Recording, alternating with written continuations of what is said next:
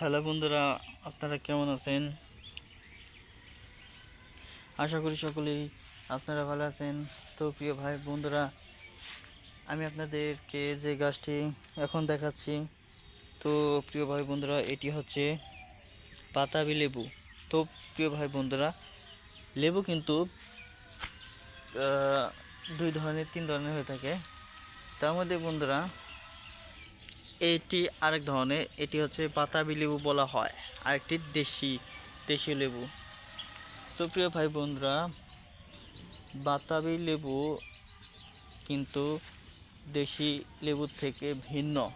তো সেই গাছটি আপনাদেরকে দেখাচ্ছি। তো বন্ধুরা, যে বাতাবি লেবুর পাতা দেখে নিন, তো দেখে চিনতে পারেন কি না আপনারা অবশ্যই আপনাদের মূল্যবান কমেন্ট জানিয়ে দেবেন। তো বাতাবি লেবুর পাতা আর দেশি লেবুর পাতা বন্ধুরা পার্থক্য রয়েছে অবশ্যই।